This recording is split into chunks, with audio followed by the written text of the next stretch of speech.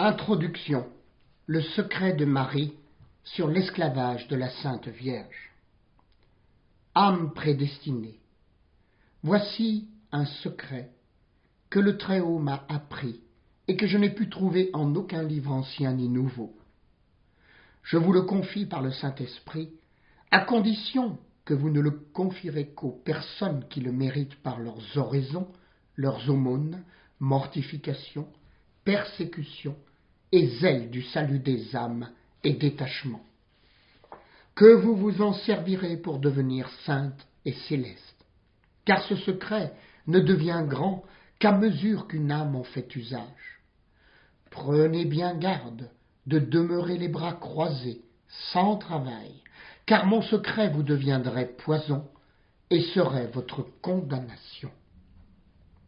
À condition que vous remercierez Dieu tous les jours de votre vie de la grâce qu'il vous a faite de vous apprendre un secret que vous ne méritez pas de savoir.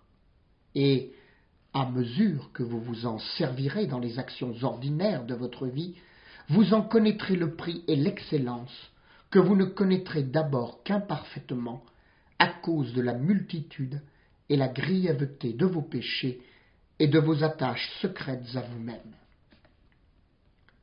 Avant de passer outre dans un désir empressé et naturel de connaître la vérité, dites dévotement, à genoux, l'Ave, Marie Stella et le Veni Creator pour demander à Dieu la grâce de comprendre et de goûter ce mystère divin.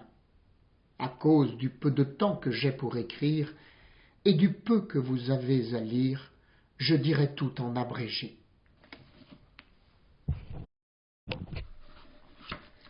Lecture du livre Le secret de Marie de Saint Louis-Marie Grignon de Montfort. Introduction. Le secret de Marie est un exposé sous forme de lettres de piété du thème développé dans le traité. Grandet, le premier biographe du saint et dont l'œuvre parut en 1724, signale un écrit sur le sujet qui fait la matière du secret. Il composa en 3 jours un livre des avantages de cet esclavage qui fut trouvé admirable. S'agit-il du secret ? L'authenticité du secret est amplement garantie par des arguments plus solides. La tradition constante des familles montfortaines, la facture de l'écrit, les idées qu'il contient et jusqu'aux expressions mêmes. Le titre actuel de Secret de Marie n'est pas de Saint Louis-Marie de Montfort, il est dû aux éditeurs qui ont repris un terme de l'auteur. Heureuse et 1000 fois heureuse est l'âme ici-bas, à qui le Saint-Esprit révèle le secret de Marie pour le faire connaître. Les sous-titres n'existent pas dans le texte qui court d'un seul trait comme celui d'une lettre. Les numéros marginaux ont été ajoutés pour faciliter les références. Seuls quelques numéros, 1, 2, etc., faciles à identifier sont de l'auteur. On remarquera ici et là des points de suspension. Ils figurent dans la copie conservée. Par souci de fidélité, ils ont été transcrits. Signifie-t-il quelque chose de précis ? L'autographe du secret a disparu. Le texte présenté dans cette édition est celui d'une copie qui date de la première moitié du XVIIIe siècle. Elle porte en tête une indication dont voici la transcription littérale. Copie d'un manuscrit que feu M. de Montfort avait écrit de sa main et envoyé à une personne de piété. Sœur Florence, dans une chronique, terminée en 1761, fournit quelques renseignements complémentaires. C'est par le même canal qu'est parvenue jusqu'à nous cette admirable lettre que M. de Montfort écrivit à une religieuse de Nantes sur la dévotion de l'esclavage de Jésus en Marie, avec les 3 oraisons qu'on a depuis placées au pied de la lettre. L'une adressée à Jésus, l'autre est pour les fidèles de l'esclavage. La 3e que l'homme de Dieu intitula la multiplication de la pierre philosophale ou la culture de l'arbre de vie. Ce même canal dont parle sœur Florence est sans doute Joso et le frère Jacques. Compagnon de Montfort dès 1714, le frère Jacques se fixa à Saint-Laurent-sur-Sèvre à partir de 1716. C'est à cette époque qu'il se lia d'amitié avec Joso, jeune homme des environs. Il lui remit, pour qu'il en fasse des copies, des écrits composés par le père de Montfort. Dans la copie, les 3 oraisons figurent de fait au pied du texte du secret. Elles font immédiatement suite à celui-ci. Ceci permettrait de croire qu'il s'agit de l'exemplaire connu de la chroniqueuse de la sagesse. Au reste, l'orthographe et d'autres indices, trop longs pour être rapportés ici, obligent à faire remonter à la première moitié du XVIIIe siècle le document sur lequel le texte est établi. Des fragments furent publiés dans plusieurs biographies de saint Louis-Marie de Montfort, mais le secret ne fut imprimé pour la première fois dans sa quasi-totalité qu'en 1868. La première édition française intégrale du texte est celle de 1898, faite par le révérend père Loumeau. Elle n'omettait que les passages concernant les chaînettes. L'édition de 1926, publiée par les soins du révérend père Huré, est une édition type, conforme au manuscrit et enrichie de notes.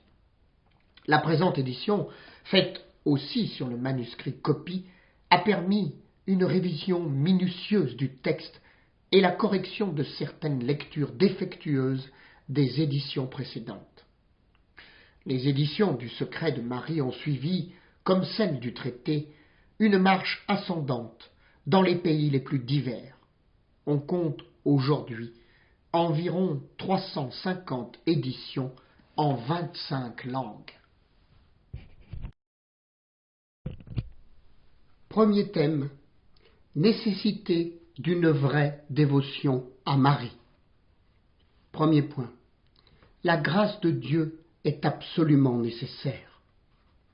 Âme, image vivante de Dieu et rachetée du sang précieux de Jésus-Christ, la volonté de Dieu sur vous est que vous deveniez sainte comme lui dans cette vie et glorieuse comme lui dans l'autre. L'acquisition de la sainteté de Dieu est votre vocation assurée, et c'est là que toutes vos pensées, paroles et actions, vos souffrances et tous les mouvements de votre vie doivent tendre. Ou vous résistez à Dieu en ne faisant pas ce pourquoi il vous a créé et vous conserve maintenant. Oh, quel ouvrage admirable! La poussière changée en lumière, l'ordure en pureté, le péché en sainteté, la créature en le Créateur et l'homme en Dieu. Oh, ouvrage admirable, je le répète, mais ouvrage difficile en lui-même et impossible à la seule nature. Il n'y a que Dieu qui, par une grâce et une grâce abondante et extraordinaire, puisse en venir à bout. Et la création de tout l'univers n'est pas un si grand chef-d'œuvre que celui-ci. Âme, comment feras-tu? Quels moyens choisiras-tu pour monter où Dieu t'appelle? Les moyens de salut et de sainteté sont connus de tous, sont marqués dans l'Évangile, sont expliqués par les maîtres de la vie spirituelle, sont pratiqués par les saints et nécessaires à tous ceux qui veulent se sauver et arriver à la perfection. Tels sont l'humilité de cœur, l'oraison continuelle, la mortification universelle, l'abandon à la divine providence, la conformité à la volonté de Dieu. Pour pratiquer tous ces moyens de salut et de sainteté, la grâce et le secours de Dieu est absolument nécessaire, et cette grâce est donnée à tous, plus ou moins grande. Personne n'en doute. Je dis plus ou moins grande, car Dieu, quoiqu'infiniment bon, ne donne pas sa grâce également forte à tous, quoiqu'il la donne suffisante à tous. L'âme fidèle à une grande grâce fait une grande action, et avec une faible grâce fait une petite action. Le prix et l'excellence de la grâce donnée de Dieu et suivie de l'âme fait le prix et l'excellence de nos actions. Ces principes sont incontestables. Deuxième point. Pour trouver la grâce de Dieu, il faut trouver Marie. Tout se réduit donc à trouver un moyen facile pour obtenir de Dieu la grâce nécessaire pour devenir saint. Et c'est celui que je veux vous apprendre. Et je dis que pour trouver la grâce de Dieu, il faut trouver Marie. Parce que, d'abord, c'est Marie seule qui a trouvé grâce devant Dieu, et pour soi et pour chaque homme en particulier. Les patriarches et les prophètes, tous les saints de l'ancienne loi, n'ont pu trouver cette grâce. Puis, c'est elle qui a donné l'être et la vie à l'auteur de toute grâce, et à cause de cela, elle est appelée la mère de la grâce. Puis, Dieu le Père, de qui tout don parfait et toute grâce descend comme de sa source essentielle en lui donnant son Fils, lui a donné toutes ces grâces, en sorte que, comme dit saint Bernard, la volonté de Dieu lui est donnée en lui et avec lui. Ensuite, Dieu l'a choisie pour la trésorière, l'économe et la dispensatrice de toutes ces grâces, en sorte que toutes ces grâces et tous ces dons passent par ses mains, et selon le pouvoir qu'elle en a reçu, suivant saint Bernardin, elle donne à qui elle veut, comme elle veut, quand elle veut, et autant qu'elle veut, les grâces du Père éternel, les vertus de Jésus-Christ et les dons du Saint-Esprit. Ensuite, comme dans l'ordre surnaturel, il faut qu'un enfant ait un père et une mère, de même, dans l'ordre de la grâce, il faut qu'un vrai enfant de l'Église ait Dieu pour père et Marie pour mère. Et, s'il se glorifie d'avoir Dieu pour père, n'ayant point la tendresse d'un vrai enfant pour Marie, c'est un trompeur qui n'a que le démon pour père. Puis, puisque Marie a formé le chef des prédestinés, qui est Jésus-Christ, c'est à elle aussi de former les membres de ce chef qui sont les vrais chrétiens. Car une mère ne forme pas le chef sans les membres, ni les membres sans le chef. Quiconque donc veut être membre de Jésus-Christ, plein de grâce et de vérité, doit être formé en Marie par le moyen de la grâce de Jésus-Christ, qui réside en elle en plénitude, pour être communiqué en plénitude aux vrais membres de Jésus-Christ et à ses vrais enfants. Le Saint-Esprit ayant épousé Marie et ayant produit en elle et par elle et d'elle Jésus-Christ, ce chef-d'œuvre, le Verbe incarné, comme il ne l'a jamais répudié, il continue à produire tous les jours en elle et par elle, d'une manière mystérieuse mais véritable, les prédestinés. Marie a reçu de Dieu une domination particulière sur les âmes, pour les nourrir et faire croître en Dieu. Saint Augustin dit même que dans ce monde, les prédestinés sont tous enfermés dans le sein de Marie, et qu'ils ne viennent au jour que lorsque cette bonne mère les enfante à la vie éternelle.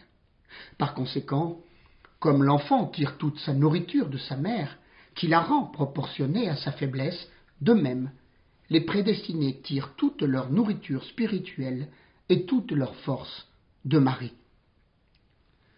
C'est à Marie que Dieu le Père a dit « In Jacob in habita » ma fille, demeurez en Jacob, c'est-à-dire dans mes prédestinés figurés par Jacob.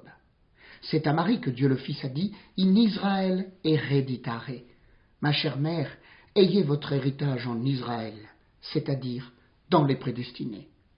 Enfin, c'est à Marie que le Saint-Esprit a dit « In electis meis mite radices » jetez, ma fidèle épouse, des racines en mes élus.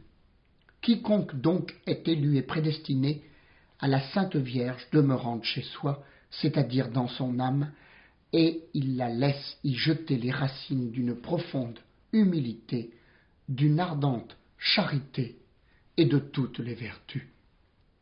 Marie est appelée par saint Augustin et est en effet le monde vivant de Dieu, forma Dei, c'est-à-dire que c'est en elle seule que Dieu, fait homme, a été formé au naturel, sans qu'il lui manque aucun trait de la divinité, et c'est aussi en elle seule que l'homme peut être formé en Dieu au naturel, autant que la nature humaine en est capable par la grâce de Jésus-Christ. Un sculpteur peut faire une figure ou un portrait au naturel en deux manières. D'abord se servant de son industrie, de sa force, de sa science et de la bonté de ses instruments pour faire cette figure en une matière dure et informe. Ensuite, il peut la jeter en moule. La première est longue et difficile et sujette à beaucoup d'accidents. Il ne faut souvent qu'un coup de ciseau ou de marteau donné mal à propos pour gâter tout l'ouvrage. La seconde est prompte, facile et douce, presque sans peine et sans coûtage, pourvu que le moule soit parfait et qu'il représente au naturel, pourvu que la matière dont il se sert soit bien maniable, ne résistant aucunement à sa main. Marie est le grand moule de Dieu, fait par le Saint-Esprit, pour former au naturel un homme-Dieu par l'union hypostatique, et pour former un homme-Dieu par la grâce. Il ne manque à ce moule aucun trait de la divinité. Quiconque y est jeté et se laisse manier aussi, y reçoit tous les traits de Jésus-Christ, vrai Dieu, d'une manière douce et proportionnée à la faiblesse humaine, sans beaucoup d'agonie et de travaux, d'une manière sûre, sans crainte d'illusion, car le démon n'a point eu et n'aura jamais d'accès en Marie, sainte et immaculée, sans ombre de la moindre tache de péché. Ô chère âme, qu'il y a de différence entre une âme formée en Jésus-Christ par les voies ordinaires de ceux qui, comme les sculpteurs, se fient en leur savoir-faire et s'appuient sur leur industrie, et entre une âme bien maniable, bien déliée, bien fondue, et qui, sans aucun appui sur elle-même, se jette en Marie et s'y laisse manier à l'opération du Saint-Esprit. Qu'il y a de tâches, qu'il y a de défauts, qu'il y a de ténèbres, qu'il y a d'illusions, qu'il y a de naturel, qu'il y a d'humain dans la première âme, et que la seconde est pure, divine et semblable à Jésus-Christ. Il n'y a point, et il n'y aura jamais créature où Dieu soit plus grand, hors de lui-même et en lui-même, que dans la divine Marie, sans exception, ni des bienheureux, ni des chérubins, ni des plus hauts séraphins, dans le paradis même. Marie est le paradis de Dieu, et son monde ineffable où le Fils de Dieu est entré pour y opérer des merveilles, pour le garder et s'y complaire. Il a fait un monde pour l'homme voyageur, c'est celui-ci. Il a fait un monde pour l'homme bienheureux, et c'est le paradis. Mais il en a fait un autre pour lui, auquel il a donné le nom de Marie, monde inconnu presque à tous les mortels ici-bas, et incompréhensible à tous les anges et les bienheureux, là-haut, dans le ciel, qui, dans l'admiration de voir Dieu si relevé et si reculé de tous, si séparé et si caché dans son monde, la divine Marie s'écrie jour et nuit, Saint, Saint, Saint. Heureuse, et 1000 fois heureuse est l'âme ici-bas, à qui le Saint-Esprit révèle le secret de Marie pour le connaître, et à qui il ouvre ce jardin clos pour y entrer, cette fontaine scellée pour y puiser et boire à longs traits les eaux vives de la grâce. Cette âme ne trouvera que Dieu seul, sans créature dans cette aimable créature, mais Dieu en même temps infiniment saint et relevé, infiniment condescendant et proportionné à sa faiblesse. Puisque Dieu est partout, on peut le trouver partout, jusque dans les enfers. Mais il n'y a point de lieu où la créature puisse le trouver plus proche d'elle et plus proportionné à sa faiblesse qu'en Marie, puisque c'est pour cet effet qu'il y est descendu. Partout ailleurs, il est le pain des forts et des anges, mais en Marie, il est le pain des enfants. Qu'on ne s'imagine donc pas, avec quelques faux illuminés, que Marie, étant créature, elle soit un empêchement à l'union au Créateur. Ce n'est plus Marie qui vit, c'est Jésus-Christ seul, c'est Dieu seul qui vit en elle. Sa transformation en Dieu surpasse plus celle de saint Paul et des autres saints que le ciel ne surpasse la terre en élévation. Marie n'est faite que pour Dieu, et tant s'en faut qu'elle arrête une âme à elle-même, qu'au contraire elle la jette en Dieu et l'unit à lui avec d'autant plus de perfection que l'âme s'unit davantage à elle. Marie est l'écho admirable de Dieu, qui ne répond que Dieu lorsqu'on lui crie. Marie qui ne glorifie que Dieu lorsqu'avec sainte Élisabeth on l'appelle bienheureuse.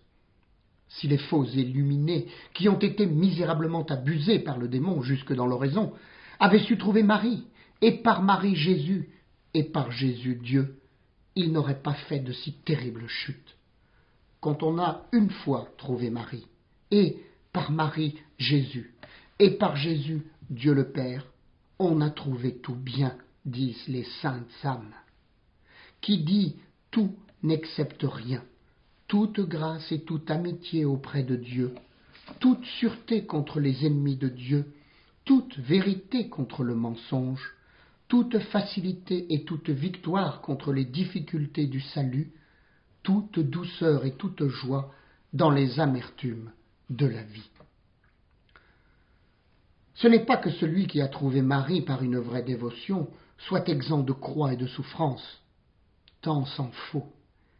Il en est plus assailli qu'aucun autre, parce que Marie, étant la mère des vivants, donne à tous ses enfants des morceaux de l'arbre de vie qui est la croix de Jésus.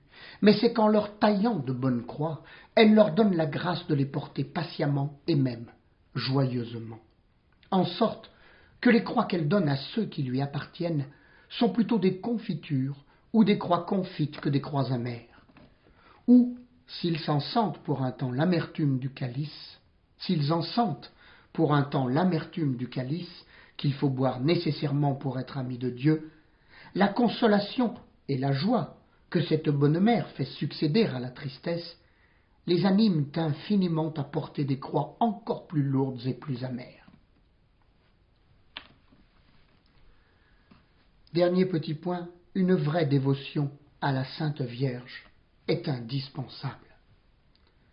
La difficulté est donc de savoir trouver véritablement la divine Marie pour trouver toute grâce abondante. Dieu, étant maître absolu, peut communiquer par lui-même ce qu'il ne communique ordinairement que par Marie. On ne peut nier, sans témérité, qu'il ne le fasse même quelquefois, cependant, selon l'ordre que la divine sagesse a établi. Il ne se communique ordinairement aux hommes que par Marie dans l'ordre de la grâce, comme dit saint Thomas. Il faut, pour monter et s'unir à lui, se servir du même moyen dont il s'est servi pour descendre à nous, pour se faire homme et pour nous communiquer ses grâces, et ce moyen est une vraie dévotion à la Sainte Vierge.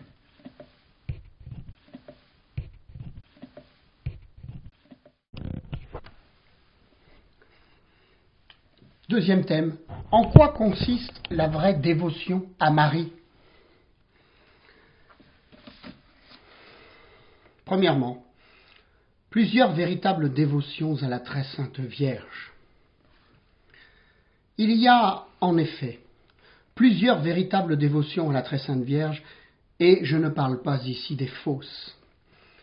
La première consiste à s'acquitter des devoirs du chrétien, évitant le péché mortel, agissant plus par amour que par crainte, et priant de temps en temps la Sainte Vierge et l'honorant comme la Mère de Dieu, sans aucune dévotion spéciale envers elle. La seconde consiste à avoir pour la Sainte Vierge des sentiments plus parfaits d'estime, d'amour, de confiance et de vénération. Elle porte à se mettre des confréries du Saint-Rosaire, du scapulaire, à réciter le chapelet et le Saint-Rosaire, à honorer ses images et ses autels, à publier ses louanges et s'enrôler dans les congrégations. Et cette dévotion, excluant le péché, est bonne, sainte et louable. Mais elle n'est pas si parfaite, ni si capable de retirer les âmes des créatures et de les détacher d'elles-mêmes pour les unir à Jésus-Christ. La troisième dévotion à la Sainte Vierge, connue et pratiquée de très peu de personnes, est celle-ci que je vais découvrir.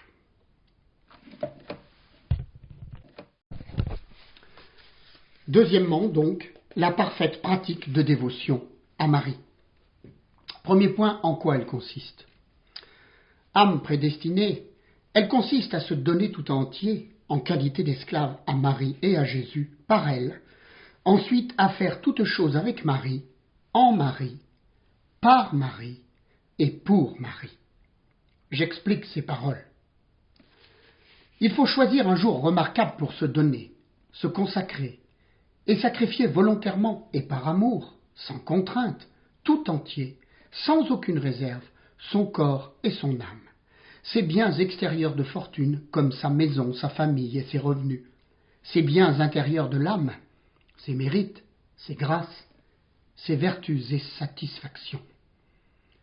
Il faut remarquer ici qu'on fait sacrifice par cette dévotion à Jésus par Marie de tout ce qu'une âme a de plus cher et dont aucune religion n'exige le sacrifice, qui est du droit qu'on a de disposer de soi-même et de la valeur de ses prières, de ses aumônes, de ses mortifications et satisfactions, en sorte qu'on en laisse l'entière disposition à la très sainte Vierge pour appliquer selon sa volonté à la plus grande gloire de Dieu qu'elle seule connaît parfaitement.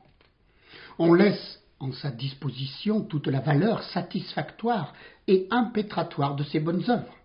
Ainsi, après l'oblation qu'on en a faite, quoique sans aucun vœu, on n'est plus maître de tout le bien qu'on fait, mais la très sainte Vierge peut l'appliquer tantôt à une âme du purgatoire, pour la soulager ou pour la délivrer, tantôt à un pauvre pécheur, pour le convertir. On met bien par cette dévotion ses mérites entre les mains de la Sainte Vierge, mais c'est pour les garder, pour les augmenter, pour les embellir, parce que nous ne pouvons nous communiquer les uns aux autres les mérites de la grâce sanctifiante, ni de la gloire. Mais on lui donne toutes ses prières et bonnes œuvres, en tant qu'impétratoires et satisfactoires, pour les distribuer et appliquer à qui il lui plaira. Et si, après s'être ainsi consacré à la Sainte Vierge, on désire soulager quelque âme du purgatoire, sauver quelque pécheur, soutenir quelqu'un de nos amis par nos prières, nos aumônes, nos mortifications, nos sacrifices, il faudra le lui demander humblement et s'en tenir à ce qu'elle en déterminera sans le connaître, étant bien persuadé que la valeur de nos actions, étant dispensée par la même main dont Dieu se sert pour nous dispenser ses grâces et ses dons, ils ne peuvent manquer d'être appliqués à sa plus grande gloire.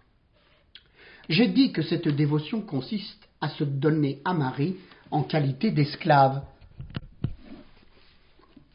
Il faut remarquer qu'il y a 3 sortes d'esclavage. Le premier est l'esclavage de la nature. Les hommes bons et mauvais sont esclaves de Dieu en cette manière. Le second, c'est l'esclavage de contrainte. Les démons et les damnés sont les esclaves de Dieu en cette manière. Le troisième, c'est l'esclavage d'amour et de volonté. Et c'est celui par lequel nous devons nous consacrer à Dieu par Marie, de la manière la plus parfaite dont une créature se puisse servir pour se donner à son Créateur. Remarquez encore qu'il y a bien de la différence entre un serviteur et un esclave. Un serviteur veut des gages pour ses services. L'esclave n'en a point. Le serviteur est libre de quitter son maître quand il le voudra, et il ne le sert que pour un temps. L'esclave ne le peut quitter justement, il lui est livré pour toujours. Le serviteur ne donne pas à son maître droit de vie et de mort sur sa personne. L'esclave se donne tout entier, en sorte que son maître pourrait le faire mourir sans qu'il en fût inquiété par la justice. Mais il est aisé de voir que l'esclave de contrainte a la plus étroite des dépendances, qui ne peut proprement convenir qu'à un homme envers son Créateur. C'est pourquoi les chrétiens ne font point de tels esclaves. Il n'y a que les Turcs et les idolâtres qui en font de la sorte. Heureuse, et 1000 fois heureuse est l'âme libérale qui se consacre à Jésus par Marie en qualité d'esclave d'amour, après avoir secoué par le baptême l'esclavage tyrannique du démon. Deuxième point, excellence de cette pratique. Il me faudrait beaucoup de lumière pour décrire parfaitement l'excellence de cette pratique, et je dirais seulement en passant que se donner ainsi à Jésus par les mains de Marie, c'est imiter Dieu le Père qui ne nous a donné son Fils que par Marie, et qui ne nous communique ses grâces que par Marie. C'est imiter Dieu le Fils qui n'est venu à nous que par Marie, et qui, nous ayant donné l'exemple pour faire comme il a fait, nous a sollicités à aller à lui par le même moyen par lequel il est venu à nous, qui est Marie. C'est imiter le Saint-Esprit, qui ne nous communique ses grâces et ses dons que par Marie. N'est-il pas juste que la grâce retourne à son auteur, dit saint Bernard, par le même canal par lequel elle nous est venue?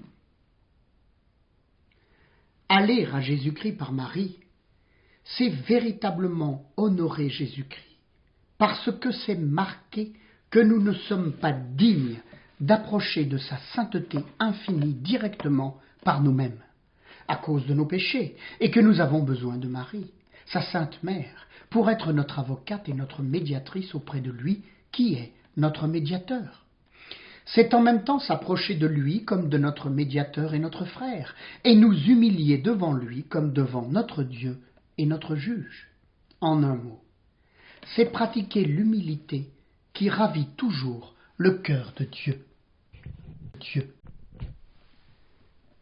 Troisième point, se consacrer ainsi à Jésus par Marie, c'est mettre entre les mains de Marie nos bonnes actions, qui, quoiqu'elles paraissent bonnes, sont très souvent souillées et indignes des regards et de l'acceptation de Dieu devant qui les étoiles ne sont pas pures. Ah, prions cette bonne mère et maîtresse que, ayant reçu notre pauvre présent, elle le purifie, elle le sanctifie, elle l'élève et l'embellisse de telle sorte qu'elle le rende digne de Dieu. Tous les revenus de notre âme sont moindres devant Dieu, le Père de famille, pour gagner son amitié et sa grâce. Que ne serait devant le roi la pomme véreuse d'un pauvre paysan, fermier de sa majesté pour payer sa ferme? Que ferait le pauvre homme s'il avait de l'esprit et s'il était bienvenu auprès de la reine? Amie du pauvre paysan et respectueuse envers le roi, n'ôterait-elle pas de cette pomme ce qu'il y aurait de véreux et de gâté, et ne la mettrait-elle pas dans un bassin d'or entouré de fleurs? Et le roi pourrait-il s'empêcher de la recevoir, même avec joie, des mains de la reine qui aime ce paysan? Si vous voulez offrir quelque peu de choses à Dieu, dit saint Bernard, mettez-le dans les mains de Marie, à moins que vous ne vouliez être rebuté. Bon Dieu, que tout ce que nous faisons est peu de choses. Mais mettons-le dans les mains de Marie par cette dévotion. Comme nous nous serons donnés tout à fait à elle, autant qu'on se peut donner en nous dépouillant de tout en son honneur, elle nous sera infiniment plus libérale, elle nous donnera pour un œuf un bœuf, elle se communiquera toute à nous avec ses mérites et ses vertus, elle mettra nos présents dans le plat d'or de sa charité, nous revêtira, comme Rebecca fit Jacob, des beaux habits de son fils aîné et unique Jésus-Christ, c'est-à-dire de ses mérites qu'elle a en sa disposition, et ainsi, comme ses domestiques et ses esclaves, après nous être dépouillés de tout pour l'honorer, nous aurons double vêtement. Vêtements, ornements, parfums, mérites et vertus de Jésus et Marie, dans l'âme d'un esclave de Jésus, et Marie dépouillée de soi-même, et fidèle en son dépouillement. Quatrième point, se donner ainsi à la Sainte Vierge, c'est exercer dans le plus haut point qu'on peut la charité envers le prochain, puisque se faire volontairement son captif, c'est lui donner ce qu'on a de plus cher, afin qu'elle en puisse disposer à sa volonté en faveur des vivants et des morts. Cinquième point, c'est par cette dévotion qu'on met ses grâces, ses mérites et vertus en sûreté, en faisant Marie la dépositaire et lui disant « Tenez, ma chère maîtresse, voilà ce que, par la grâce de votre cher fils, j'ai fait de bien. Je ne suis pas capable de le garder à cause de ma faiblesse et de mon inconstance, à cause du grand nombre et de la malice de mes ennemis qui m'attaquent jour et nuit. Hélas, si l'on voit tous les jours les cèdres du Liban tomber dans la boue, et des aigles s'élevant jusqu'au soleil devenir des oiseaux de nuit, 1000 justes de même tombent à ma gauche et 10 000 à ma droite. Mais, ma puissante et très puissante princesse, gardez tout mon bien, de peur qu'on ne me le vole. Tenez-moi, de peur que je ne tombe. Je vous confie en dépôt tout ce que j'ai. Je sais bien qui vous êtes. C'est pourquoi je me confie tout à vous. Vous êtes fidèle à Dieu et aux hommes, et vous ne permettrez pas que rien périsse de ce que je vous confie. Vous êtes puissante, et rien ne peut vous nuire, ni ravir ce que vous avez entre les mains. Ce sont les paroles de saint Bernard qui expriment en substance tout ce que je viens de dire.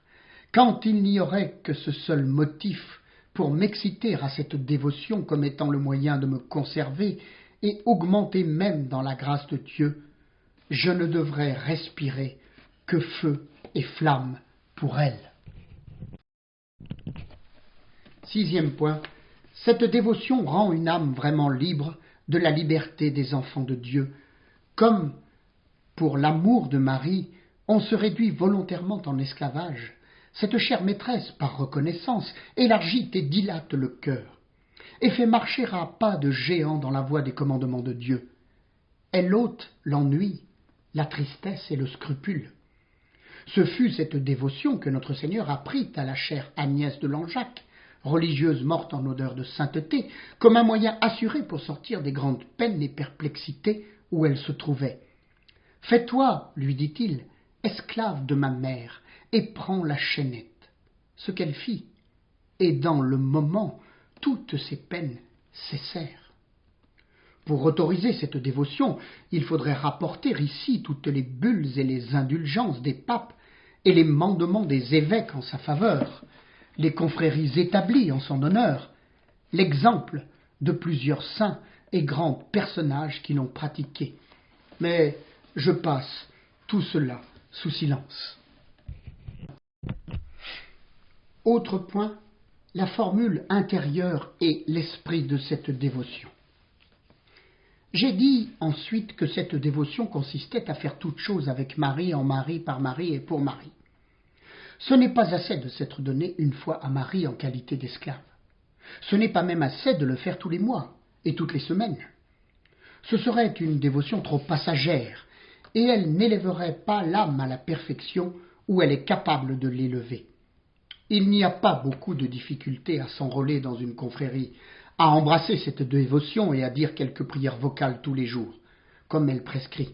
Mais la grande difficulté est d'entrer dans l'esprit de cette dévotion qui est de rendre une âme intérieurement dépendante et esclave de la très sainte Vierge et de Jésus par elle. J'ai trouvé beaucoup de personnes qui, avec une ardeur admirable, se sont mises sous leur saint esclavage à l'extérieur, mais j'en ai bien rarement trouvé qui en ait pris l'esprit et encore moins qui y ait persévéré. La pratique essentielle de cette dévotion consiste à faire toutes ces actions avec Marie, c'est-à-dire à prendre la Sainte Vierge pour le modèle accompli de tout ce qu'on doit faire. C'est pourquoi, avant d'entreprendre quelque chose, il faut renoncer à soi-même et à ses meilleures vues. Il faut s'anéantir devant Dieu comme de soi, incapable de tout bien surnaturel et de toute action utile au salut. Il faut recourir à la très sainte Vierge et s'unir à elle et à ses intentions, quoique inconnues. Il faut s'unir par Marie aux intentions de Jésus-Christ, c'est-à-dire se mettre comme un instrument entre les mains de la très sainte Vierge, afin qu'elle agisse en nous, de nous et pour nous, comme bon lui semblera, à la plus grande gloire de son Fils et par son Fils, Jésus, à la gloire du Père, en sorte qu'on ne prenne de vie intérieure et d'opérations spirituelles que dépendamment d'elle. Puis, il faut faire toute chose en Marie, c'est-à-dire qu'il faut s'accoutumer peu à peu à se recueillir au-dedans de soi-même pour y former une petite idée ou image spirituelle de la très sainte Vierge. Elle sera à l'âme l'oratoire pour y faire toutes ses prières à Dieu, sans crainte d'être rebuté. La tour de David pour s'y mettre en sûreté contre tous ses ennemis. La lampe allumée pour éclairer tout l'intérieur et pour brûler de l'amour divin. Le reposoir sacré pour voir Dieu avec elle. Et enfin, son unique tout auprès de Dieu, son recours universel. Si elle prie, ce sera en Marie. Si elle reçoit Jésus par la Sainte Communion, elle le mettra en Marie pour s'y complaire. Si elle agit, ce sera en Marie. Et partout et en tout, elle produira des actes de renoncement à elle-même. Il faut n'aller jamais à notre Seigneur que par son intercession et son crédit auprès de lui, ne se trouvant jamais seul pour le prier. Il faut faire toutes ces actions pour Marie, c'est-à-dire qu'étant esclave de cette auguste princesse, il faut qu'elle ne travaille plus que pour elle, que pour son profit, que pour sa gloire, comme fin prochaine, et pour la gloire de Dieu comme fin dernière. Elle doit donc, en tout ce qu'elle fait, renoncer à son amour-propre, qui se prend presque toujours pour fin d'une manière presque imperceptible, et répéter souvent du fond du cœur « Ô ma chère maîtresse, c'est pour vous que je vais ici ou là, que je fais ceci ou cela, que je souffre cette peine ou cette injure. Prends bien garde, âme prédestinée, de croire qu'il est plus parfait d'aller tout droit à Jésus, tout droit à Dieu dans ton opération et intention. Si tu veux y aller sans Marie, ton opération, ton intention sera de peu de valeur. Mais y allant par Marie, c'est l'opération de Marie en toi et, par conséquent, elle sera très relevée et très digne de Dieu. De plus, prends bien garde de te faire violence pour sentir et pour goûter ce que tu dis et fais. Dis et fais tout dans la pure foi que Marie a eue sur la terre, qu'elle te communiquera avec le temps.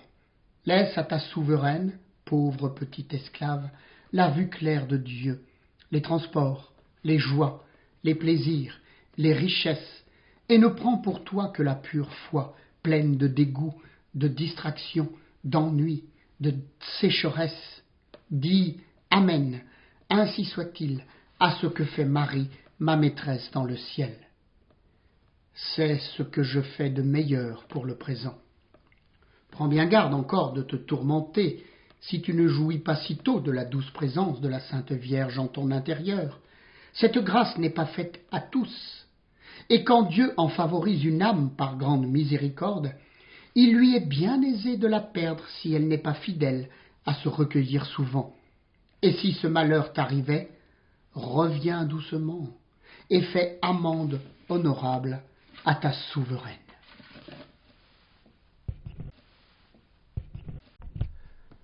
Autre point, il faut faire toutes ces actions pour Marie, c'est-à-dire qu'étant esclave de cette auguste princesse, il faut qu'elle ne travaille plus que pour elle, que pour son profit, que pour sa gloire, comme fin prochaine et pour la gloire de Dieu comme fin dernière.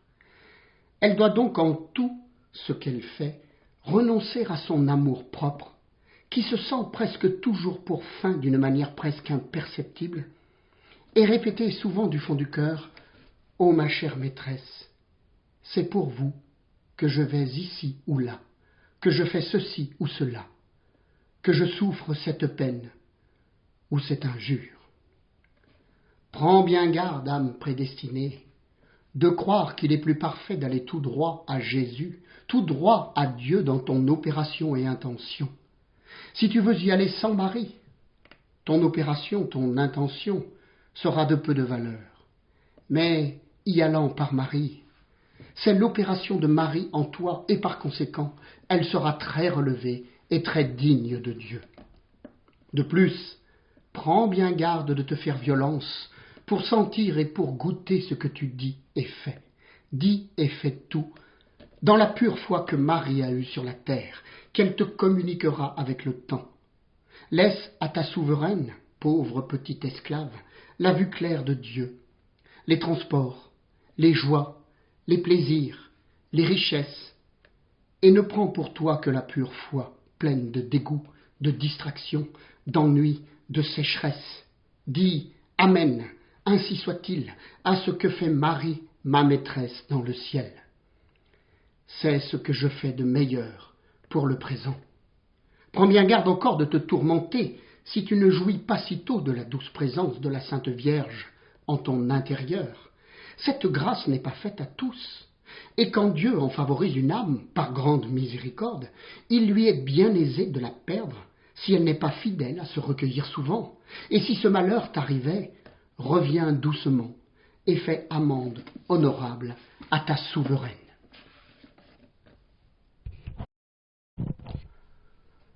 Autre point, les effets qu'elle produit dans l'âme fidèle.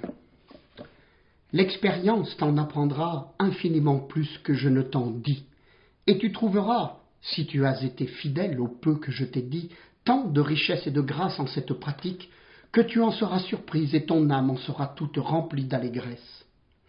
Travaillons donc, chère âme, et faisons en sorte que, par cette dévotion fidèlement pratiquée, l'âme de Marie soit en nous pour glorifier le Seigneur, que l'esprit de Marie soit en nous pour se réjouir en Dieu, son Sauveur. Ce sont là les paroles de saint Ambroise. Sit in sigulis anima Mariae, ut magnificet Dominum. Sit in sigulis spiritus Mariae, ut exultet in Deo. Et ne croyons pas qu'il y eut plus de gloire et de bonheur à demeurer dans le sein d'Abraham, qui est le paradis, que dans le sein de Marie, puisque Dieu y a mis son trône. Cette dévotion fidèlement pratiquée produit une infinité d'effets dans l'âme.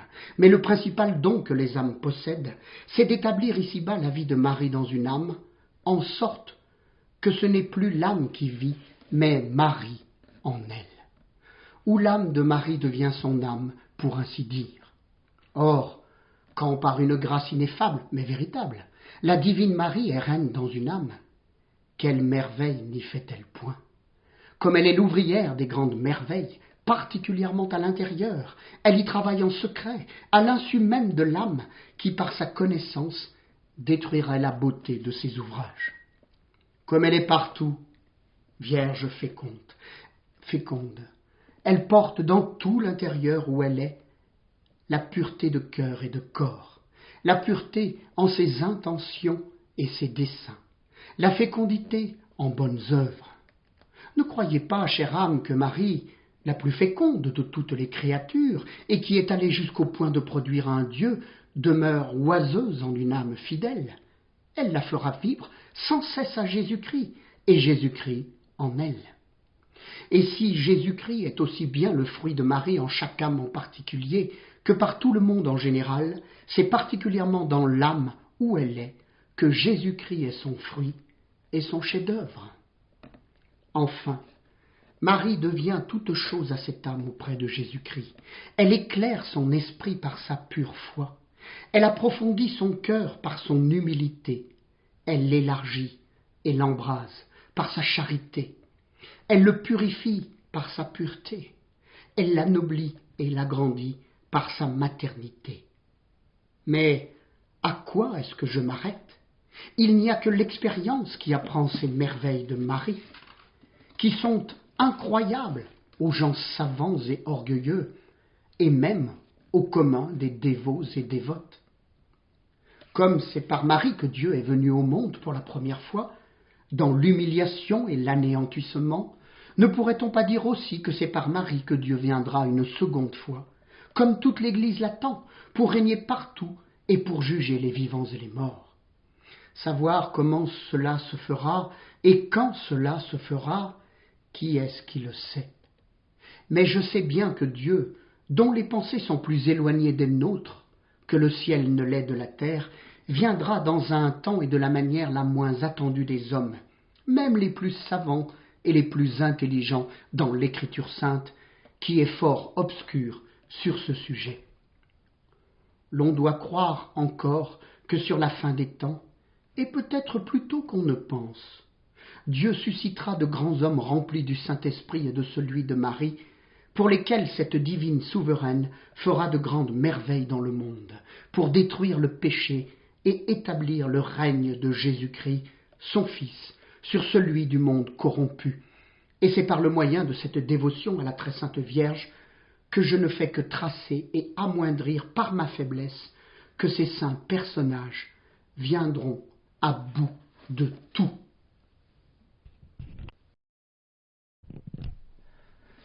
Autre point, les pratiques extérieures. Outre la pratique intérieure de cette dévotion dont nous venons de parler, il y en a d'extérieures qu'il ne faut pas omettre ni négliger. Premièrement, la consécration et son renouvellement. La première, c'est de se donner à Jésus-Christ en quelques jours remarquables par les mains de Marie, de laquelle on se fait esclave, et de communier à cet effet ce jour-là et le passer en prière, laquelle consécration on renouvellera au moins tous les ans au même jour. Puis, l'offrande d'un tribut à la Sainte Vierge. La seconde pratique, c'est de donner tous les ans, au même jour, un petit tribut à la Sainte Vierge, pour lui marquer sa servitude et sa dépendance. Ça a toujours été l'hommage des esclaves envers leur maître. Or, ce tribut est, ou quelque mortification, ou quelque aumône, ou quelque pèlerinage, ou quelque prière.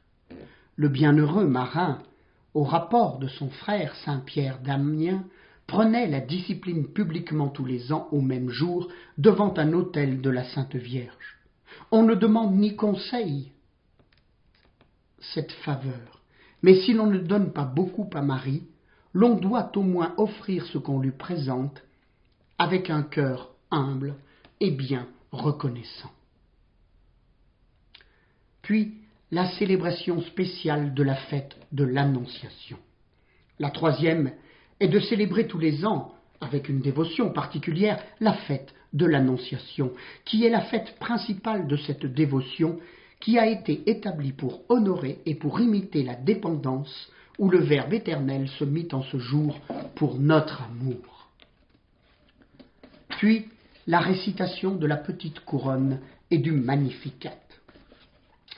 La quatrième pratique extérieure est de dire tous les jours, sans obligation à aucun péché, si l'on y manque, la petite couronne de la Très Sainte Vierge, composée de 3 patères et de 12 ave, et de réciter souvent le Magnificat, qui est l'unique cantique que nous ayons de Marie, pour remercier Dieu de ses bienfaits et pour en attirer de nouveaux. Surtout, il ne faut pas manquer de le réciter après la Sainte Communion pour action de grâce, comme le savant Gerson tient que la Sainte Vierge même faisait après la Communion. Enfin, le port de la chaînette. La 5e, c'est de porter une petite chaîne bénite au cou ou au bras ou aux pieds ou au travers du corps. Cette pratique peut absolument s'omettre, sans intéresser le fond de cette dévotion. Mais cependant, il serait pernicieux de la mépriser et condamné et dangereux de la négliger. Voici les raisons qu'on a de porter cette marque extérieure.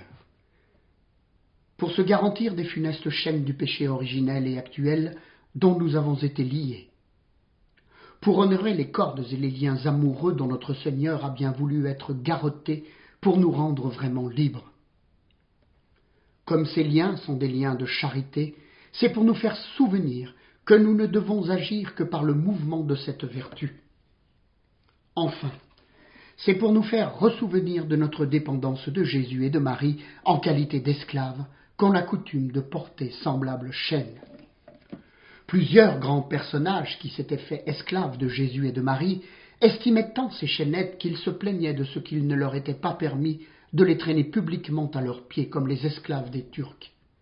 Ô chaînes plus précieuses et plus glorieuses que les colliers d'or et de pierres précieuses de tous les empereurs, puisqu'elles nous lient à Jésus-Christ et à sa Sainte Mère, et en sont les illustres marques et livrées. Il faut remarquer qu'il est à propos que les chaînes, si elles ne sont pas d'argent, soient au moins de fer, à cause de la commodité. Il ne les faut jamais quitter pendant la vie, afin qu'elles nous puissent accompagner jusqu'au jour du jugement. Quelle joie, quelle gloire, quel triomphe pour un fidèle esclave au jour du jugement que ces os, au son de la trompette, se lèvent de terre encore liés par la chaîne de l'esclavage, qui apparemment ne sera point tout pourri. Cette seule pensée doit animer fortement un dévot esclave à ne la jamais quitter, quelque incommode qu'elle puisse être à la nature.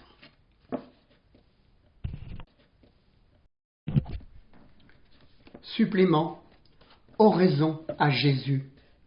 Mon aimable Jésus, permettez-moi de m'adresser à vous pour vous témoigner la reconnaissance où je suis de la grâce que vous m'avez faite, en me donnant à votre Sainte Mère par la dévotion de l'esclavage, pour être mon avocate auprès de votre Majesté et mon supplément universel dans ma très grande misère. Hélas, Seigneur, je suis si misérable que, sans cette bonne mère, je serais infailliblement perdu. Oui, Marie m'est nécessaire auprès de vous, partout, nécessaire pour vous calmer dans votre juste colère, puisque je vous ai tant offensé tous les jours. nécessaire pour arrêter les châtiments éternels de votre justice que je mérite, nécessaire pour vous regarder, pour vous parler, vous prier, vous approcher et vous plaire, nécessaire pour sauver mon âme et celle des autres, nécessaire, en un mot, pour faire toujours votre sainte volonté et procurer en tout votre plus grande gloire. Ah, que ne puis-je publier par tout l'univers cette miséricorde que vous avez eue envers moi, que tout le monde ne connaît que sans Marie, je serais déjà damné.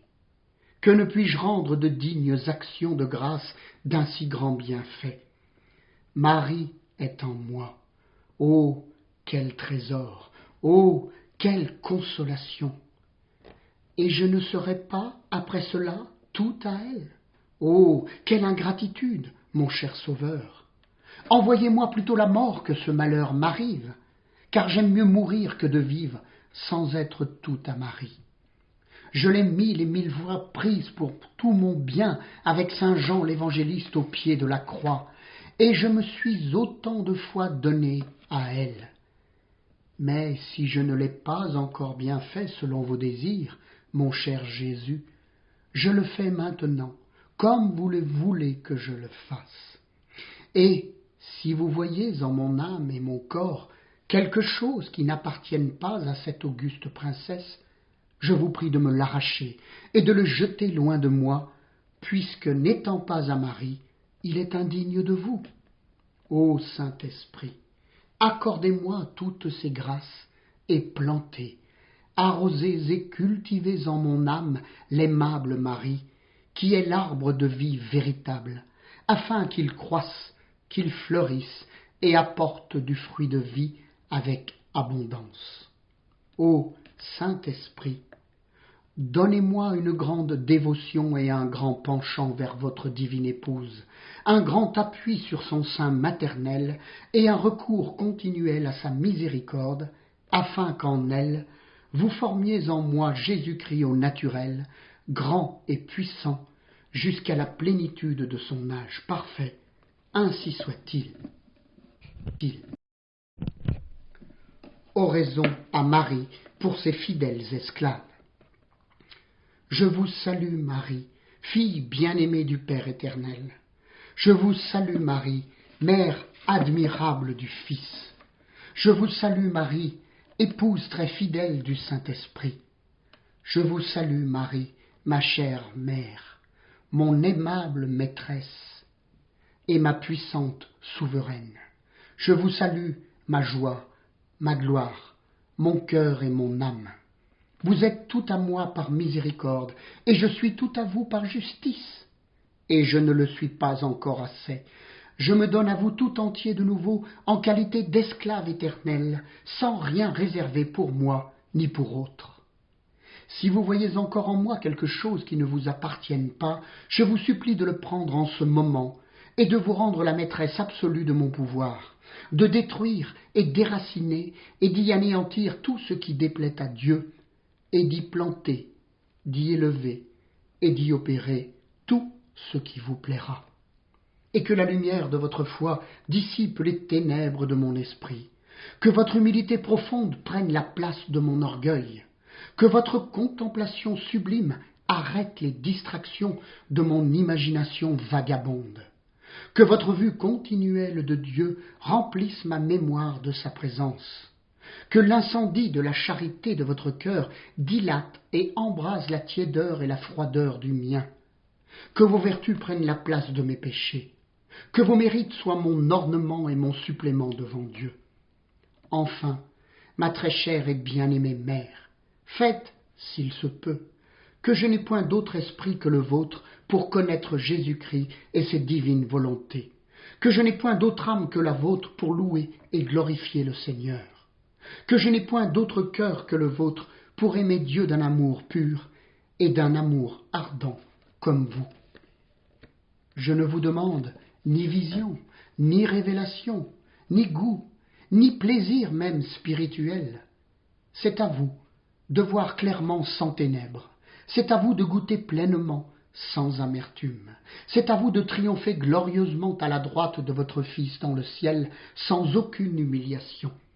C'est à vous de commander absolument aux anges et aux hommes et aux démons sans résistance, et enfin de disposer, selon votre volonté, de tous les biens de Dieu sans aucune réserve.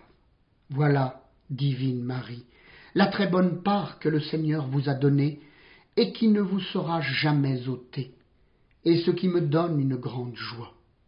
Pour ma part, ici-bas, je n'en veux point d'autre que celle que vous avez eue, savoir de croire purement, sans rien goûter ni voir, de souffrir joyeusement, sans consolation des créatures, de mourir continuellement à moi-même, sans relâche, et de travailler fortement jusqu'à la mort, pour vous, sans aucun intérêt, comme le plus vil de vos esclaves. La seule grâce que je vous demande, par pure miséricorde, c'est que, tous les jours et moments de ma vie, je dise 3 fois Amen, ainsi soit-il, à tout ce que vous avez fait sur la terre lorsque vous y viviez. Ainsi soit-il à tout ce que vous faites à présent dans le ciel.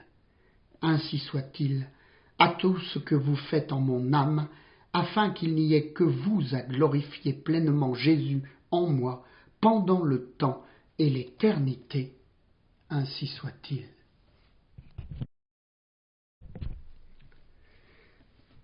Dernier chapitre, la culture et l'accroissement de l'arbre de vie, autrement la manière de faire vivre et régner Marie dans nos âmes. Premier point, le saint esclavage d'amour, arbre de vie. Avez-vous compris, âme prédestinée par l'opération du Saint-Esprit, ce que je viens de dire? Remerciez-en Dieu. C'est un secret inconnu de presque tout le monde. Si vous avez trouvé le trésor caché dans le champ de Marie, la perle précieuse de l'Évangile, il faut tout vendre pour l'acquérir. Il faut que vous fassiez un sacrifice de vous-même entre les mains de Marie et vous perdre heureusement en elle pour y trouver Dieu seul. Si le Saint-Esprit a planté dans votre âme le véritable arbre de vie, qui est la dévotion que je viens de vous expliquer, il faut que vous apportiez tous vos soins à le cultiver, afin qu'il vous donne son fruit en son temps. Cette dévotion est le grain de sénévé dont il est parlé dans l'Évangile, qui étant, se semble le plus petit de tous les grains, devient néanmoins bien grand, et pousse sa tige si haut que les oiseaux du ciel, c'est-à-dire les prédestinés, y font leur nid, et y reposent à l'ombre dans la chaleur du soleil, et s'y cachent en sûreté contre les bêtes féroces. Deuxième point, la manière de le cultiver. Voici, âme prédestinée, la manière de le cultiver. Cet arbre étant planté dans un cœur bien fidèle, veut être en plein vent, sans aucun appui humain. Cet arbre, étant divin, veut toujours être sans aucune créature qui pourrait l'empêcher de s'élever vers son principe qui est Dieu. Ainsi, il ne faut point s'appuyer de son industrie humaine ou de ses talents purement naturels, ou du crédit et de l'autorité des hommes. Il faut avoir recours à Marie et s'appuyer sur son secours. Il faut que l'âme où cet arbre est planté soit sans cesse occupé comme un bon jardinier à le garder et regarder. Car cet arbre étant vivant et devant produire un fruit de vie, veut être cultivé et augmenté par un continuel regard et contemplation de l'âme. Et c'est l'effet d'une âme parfaite d'y penser continuellement et d'en faire sa principale occupation. Il faut arracher et couper les chardons et les épines qui pourraient suffoquer cet arbre avec le temps, ou l'empêcher d'apporter son fruit. C'est-à-dire qu'il faut être fidèle à couper et trancher, par la mortification et violence à soi-même, tous les plaisirs inutiles et vaines occupations avec les créatures, autrement crucifier sa chair et garder le silence et mortifier ses sens. Il faut veiller à ce que les chenilles ne l'endommagent point. Ces chenilles sont l'amour-propre de soi-même et de ses aises, qui mangent les feuilles vertes et les belles espérances que l'arbre avait du fruit. Car l'amour de soi-même et l'amour de Marie ne s'accordent aucunement. Il ne faut pas laisser les bêtes en approcher. Ces bêtes sont les péchés, qui pourraient donner la mort à l'arbre de vie par leur seul attouchement. Il ne faut pas même que leur haleine donne dessus, c'est-à-dire les péchés véniels, qui sont toujours très dangereux si on ne s'en fait point de peine. Il faut arroser continuellement cet arbre divin de ses communions, ses messes et autres prières publiques et particulières, sans quoi cet arbre cesserait de porter du fruit. Il ne faut pas se mettre en peine s'il est soufflé et secoué du vent, car il est nécessaire que le vent des tentations le souffle pour le faire tomber, que les neiges et les gelées l'entourent pour le perdre, c'est-à-dire que cette dévotion à la Sainte Vierge sera nécessairement attaquée et contredite. Mais pourvu qu'on persévère à le cultiver, il n'y a rien à craindre. Troisièmement, son fruit durable, Jésus-Christ. Âme prédestinée, si vous cultivez ainsi votre arbre de vie nouvellement planté par le Saint-Esprit en votre âme, je vous assure qu'en peu de temps, il croîtra si haut que les oiseaux du ciel y habiteront, et il deviendra si parfait qu'enfin il donnera son fruit d'honneur et de grâce en son temps, c'est-à-dire l'aimable et l'adorable Jésus qui a toujours été et qui sera l'unique fruit de Marie. Heureuse une âme en qui Marie, l'arbre de vie, est planté. Plus heureuse celle en qui elle est accrue et fleurie. Très heureuse celle en qui elle porte son fruit. Mais la plus heureuse de toutes est celle qui goûte et conserve son fruit jusqu'à la mort, et dans les siècles des siècles, ainsi soit-il. Qui tenet teneat.